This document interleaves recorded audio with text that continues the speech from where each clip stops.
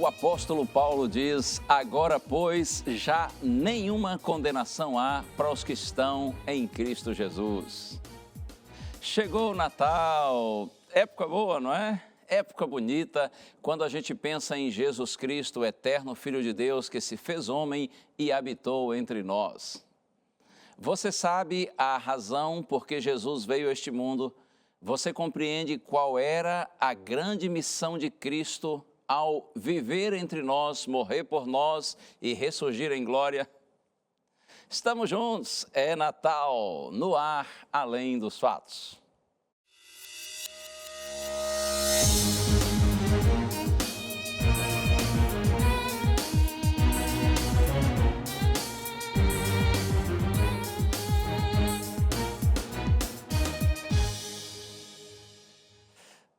Noite especial, não é? Momento lindo, momento sublime, e eu tenho muita gratidão a você por me dar o privilégio de estar na sua casa, de desfrutar agora da sua companhia e talvez da sua família que esteja aí com você.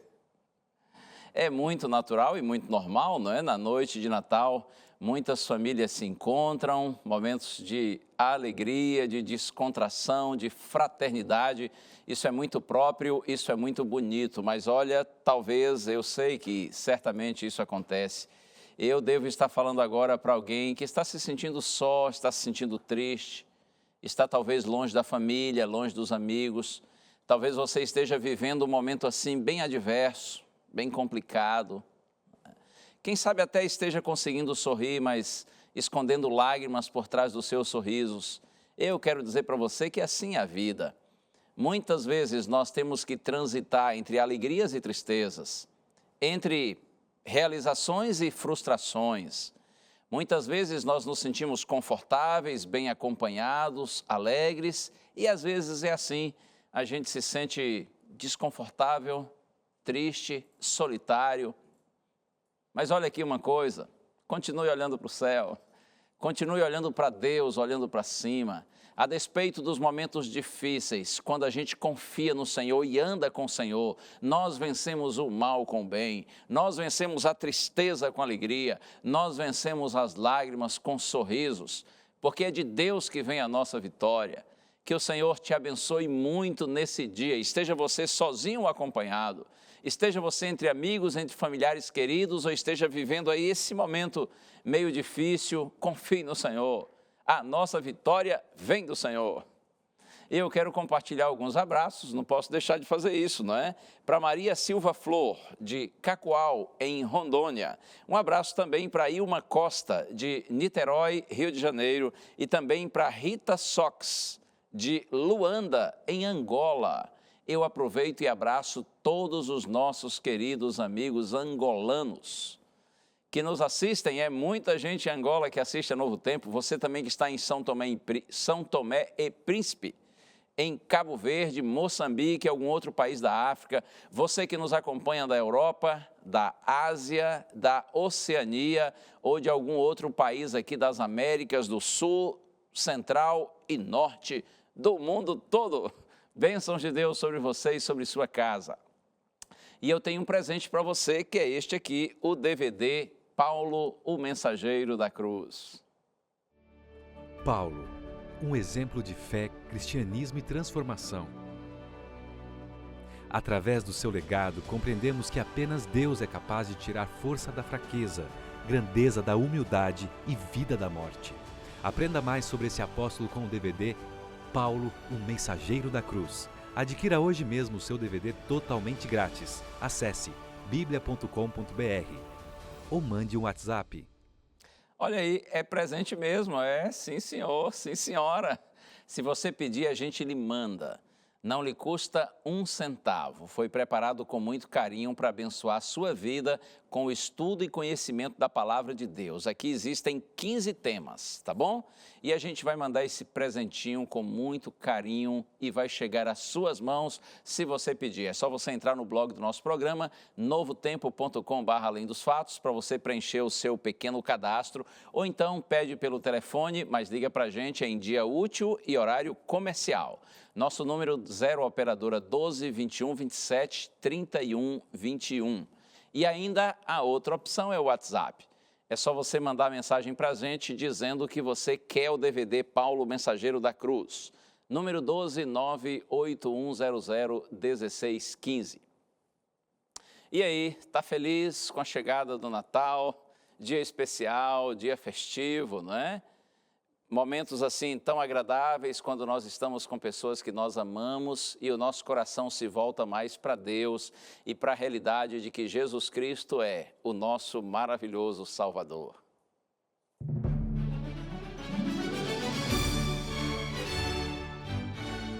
Nós viemos às ruas para ver se as pessoas realmente sabem qual foi a missão de Jesus ao vir a esta terra.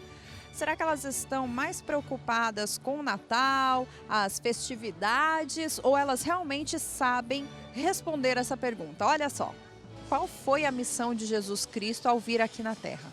Nossa, moça, salvar, né? Acho que é isso.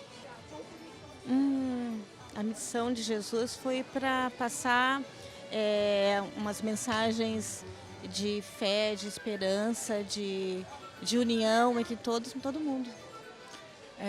Trazer salvação, né, para todos nós, trazer o reino de Deus, né, fazer um resgate da nossa vida para um plano original que foi perdido. Você acha que um dia ele vai voltar? Você sabe que eu tenho uma dúvida? Sabe assim, quer que volte para salvar, mas tem medo de a gente ir embora. Pastor Gilson, tem tantas opiniões diferentes aí pelas ruas neste Natal, não é verdade? Então, fica aí a sua missão. Qual foi a missão de Jesus Cristo ao vir a este mundo? Responde pra gente, por favor, perante a Bíblia, é claro. De antemão, já te deixo um Feliz Natal para o Senhor e para toda a sua família e, é claro, para todos os nossos telespectadores tão queridos. Até mais!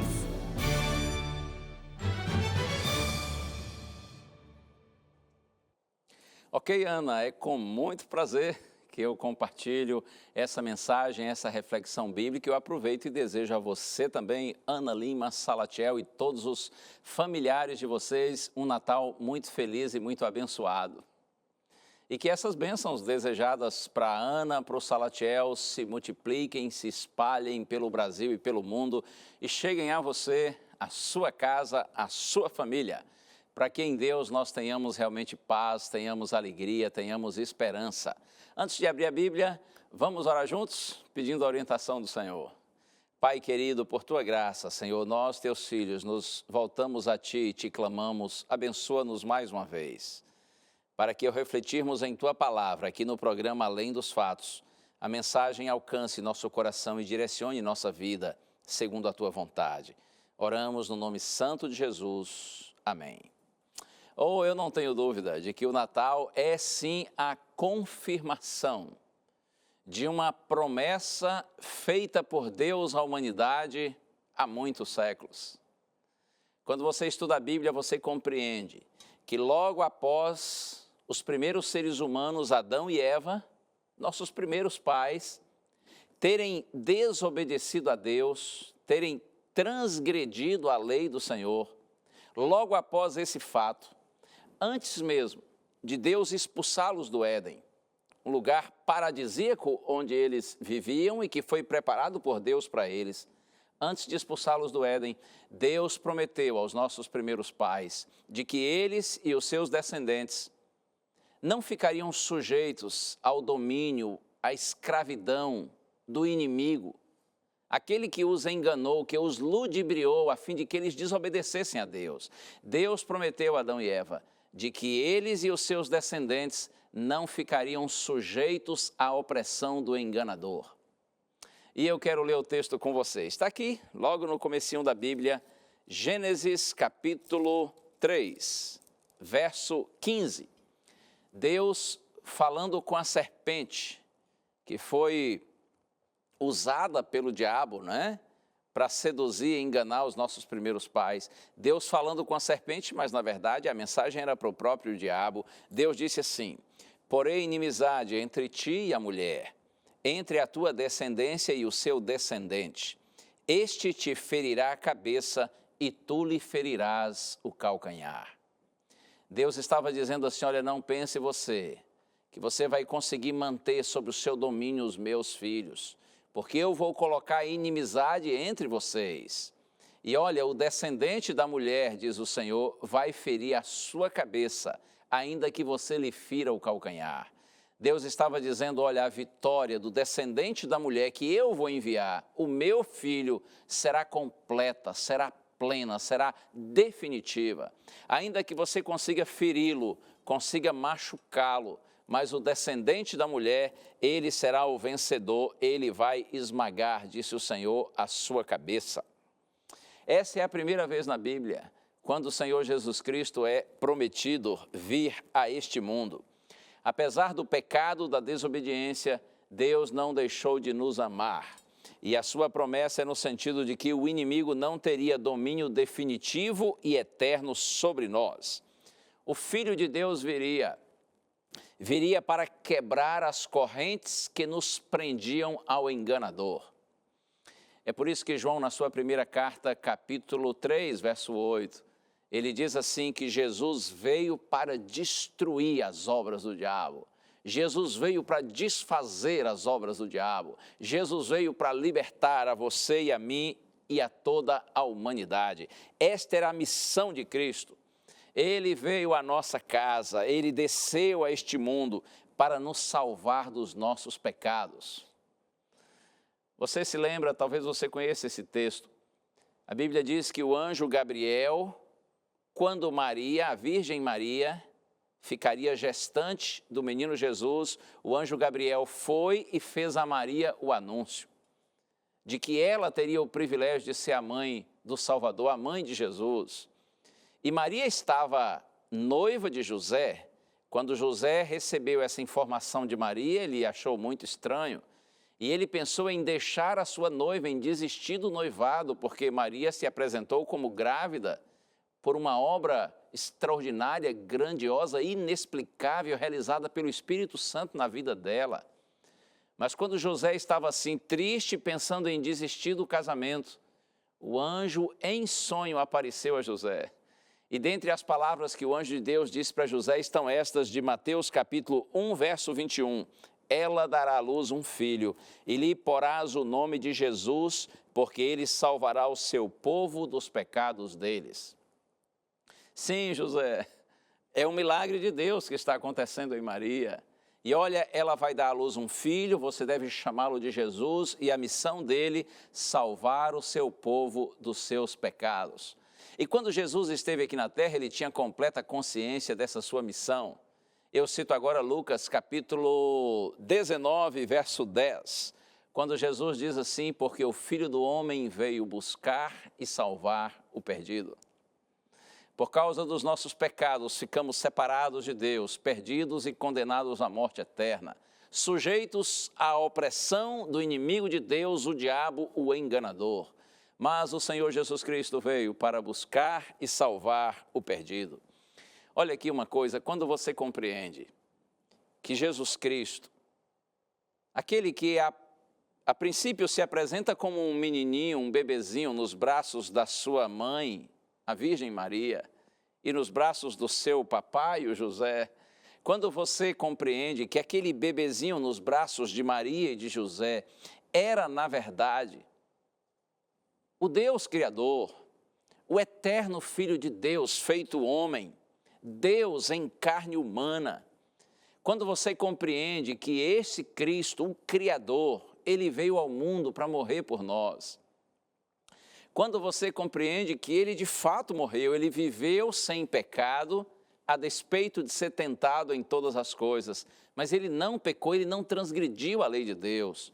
E então, quando mesmo assim, sendo puro e obediente, ele morreu, você compreende que ele estava morrendo em seu lugar, que ele estava assumindo, recebendo o castigo que nós todos, seres humanos pecadores, merecemos. E ele estava passando para nós o direito que como homem ele conquistou, o direito de vida e vida eterna por não pecar. Então, quando você compreende que Jesus viveu sem pecado, que a despeito disso ele morreu, para que através dele nós tenhamos o perdão dos nossos pecados. Quando você compreende que Jesus ressuscitou em glória, que ele está hoje intercedendo no santuário celestial e virá para nos buscar.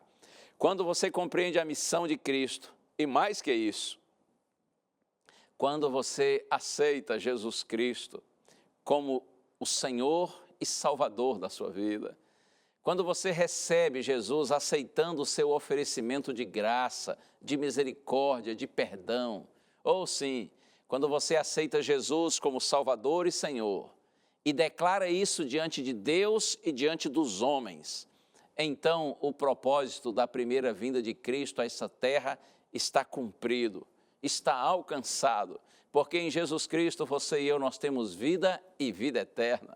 Eu gosto muito das palavras de Paulo, que estão na carta aos Colossenses. Já está aqui marcado na minha Bíblia esse texto. Carta de Paulo aos Colossenses, capítulo 1, versos 13 e 14. Olha que lindo, Paulo diz assim, ele, falando de Jesus, é claro, ele nos libertou do império das trevas e nos transportou para o reino do Filho do seu amor, no qual temos a redenção, a remissão dos pecados. Jesus, diz Paulo, ele nos libertou do império das trevas. Quando Cristo morreu e ressuscitou, o império das trevas foi abalado. As bases do império das trevas se moveram e a porta da salvação, a porta para a vida eterna, se abriu para todos nós, os seres humanos. Por isso, seja bendito o nome do Senhor. Ele nos libertou, diz Paulo, do império das trevas. Agora veja, ele segue dizendo assim, e nos transportou para o reino do Filho do seu amor, no qual nós temos a redenção, a remissão dos nossos pecados. Observe, quando você crê que de fato Jesus Cristo é o Filho de Deus e ele morreu por você, e você aceita o oferecimento da graça de Cristo e o recebe como seu Salvador pessoal, então você que está livre do império das trevas, agora é transportado para o reino do Filho do seu amor. São beneficiados pelo sacrifício de Cristo, beneficiados de maneira plena, aqueles que de fato aceitam a graça do Senhor, que recebem Jesus como Salvador. Porque eles não só estão livres do império das trevas, mas eles, como diz Paulo, são transportados para o reino do Filho do seu amor. Que bênção, que maravilha! Por isso que eu comecei o programa com o texto de Paulo agora na carta aos Romanos, capítulo 8, verso 1. Para mim esse aqui é um dos versos mais lindos da Bíblia.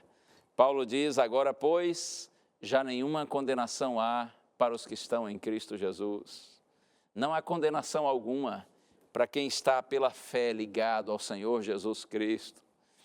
Por isso que eu imploro a você nessa hora, em nome do próprio Senhor Jesus Cristo, que nesse Natal você compreenda a missão de Cristo. Você compreenda que aquele menininho que cresceu, tornou-se um jovem e depois foi sacrificado, foi crucificado. A morte de Cristo foi por minha causa, foi por sua causa.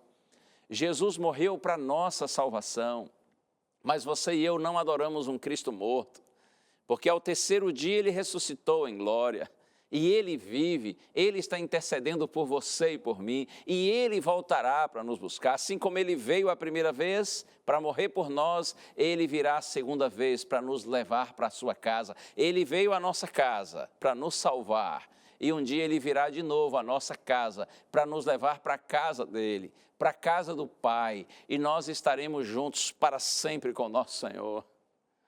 Quem tem essa compreensão e aceita essa graça, esse oferecimento de Cristo, então Paulo diz assim, olha, se você está em Cristo, já não há nenhuma condenação para você. Você não precisa temer nada, porque você está ligado ao Senhor Jesus Cristo, e quem está ligado a Cristo tem a vitória. Olha só, aqui mesmo, Romanos capítulo 8, agora eu vou ler a partir do verso 14. Paulo diz assim, pois todos os que são guiados pelo Espírito de Deus são filhos de Deus. O detalhe é esse, o Senhor, através da palavra e do Espírito Santo, ele procura fazer com que a gente entenda qual foi a missão de Jesus Cristo.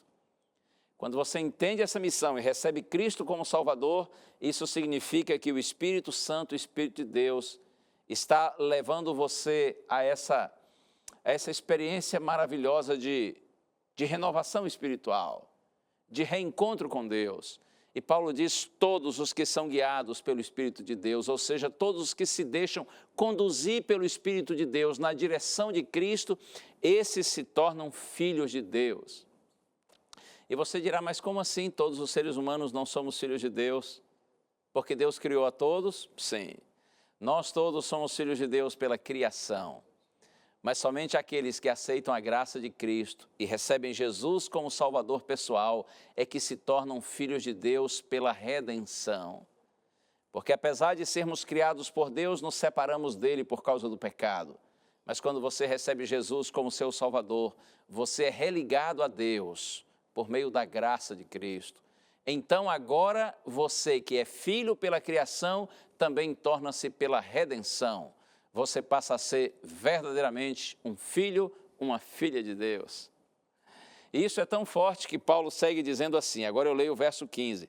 Porque não recebestes o espírito de escravidão, para viverdes outra vez atemorizados, mas recebestes o espírito de adoção, baseados no qual clamamos, Abba, Pai.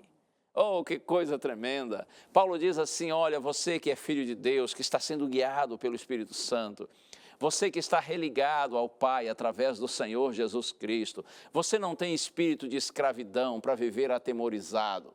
Ou seja, a sua relação com Deus não é como a relação de um escravo com o seu Senhor. A relação sua com Deus agora é a relação de um filho para com o seu Pai. E por isso Paulo diz assim, nós podemos clamar, nós podemos gritar, Abba, Pai. Essa expressão Abba é uma transliteração de uma palavra do aramaico. O aramaico era a língua falada pelos judeus na Palestina no primeiro século. O aramaico era a língua materna do Senhor Jesus Cristo. Quando Jesus, ele orava ao Pai, orava a Deus, ele sempre usava a expressão Abba. Abba significa papai, paizinho, ou como se diz lá na Bahia, painho. Abba é um jeito assim, carinhoso e respeitoso, de se dirigir ao Pai. Por isso que Paulo diz assim, olha, nós que agora somos filhos de Deus, guiados pelo Espírito Santo, nós que recebemos Jesus como nosso Salvador pessoal, estamos reconciliados com Deus, nós podemos clamar e dizer, Abba, Pai. Enquanto Abba, como eu disse, é a transliteração do aramaico, Pai é a tradução da palavra grega.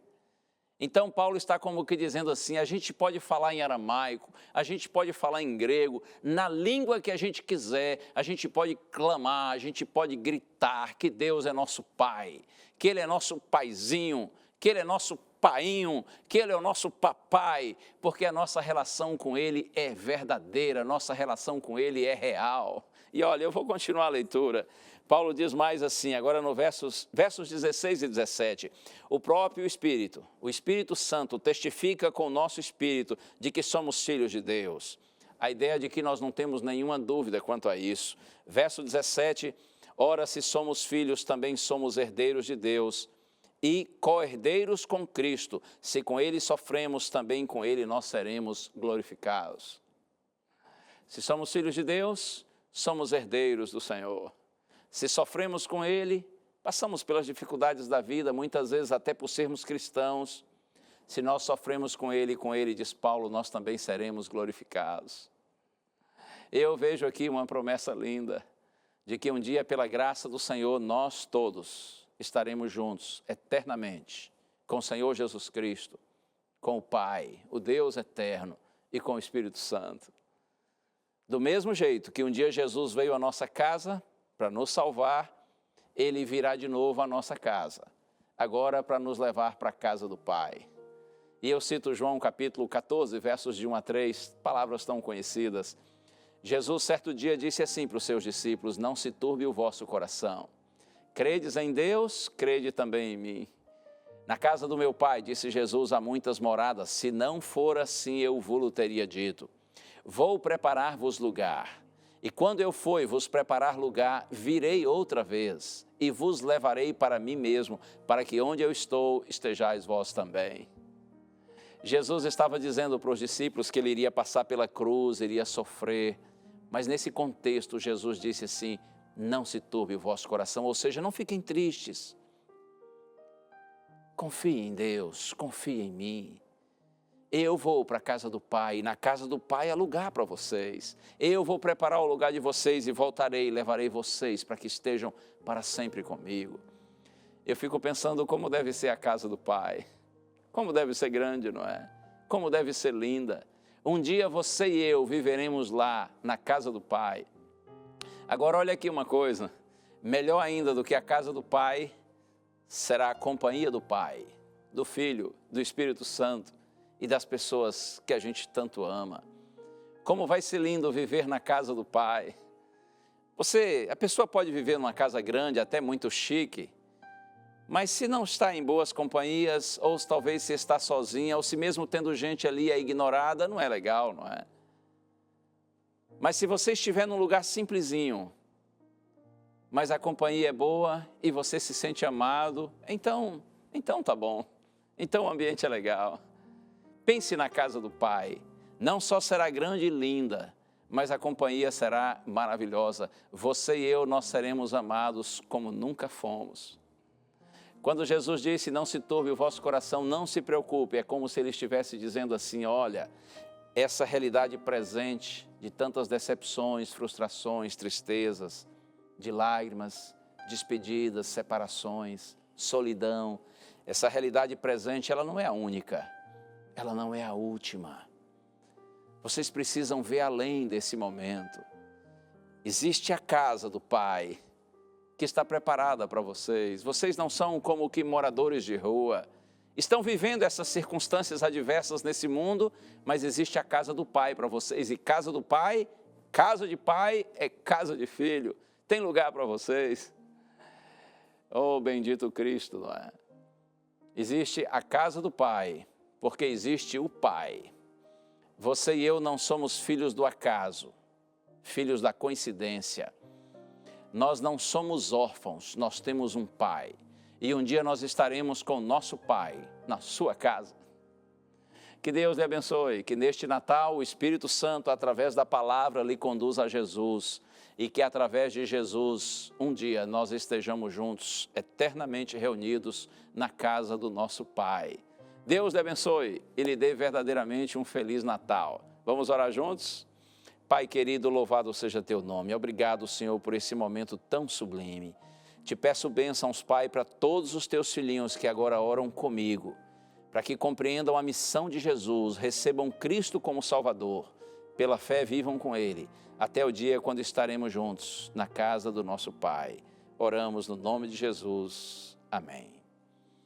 É isso, bênçãos de Deus sobre você, sobre sua família, e lembre-se sempre do que está escrito, de que a fé é a certeza de coisas que se esperam e a convicção de fatos que não se veem. Mais uma vez, Feliz Natal! Tchau!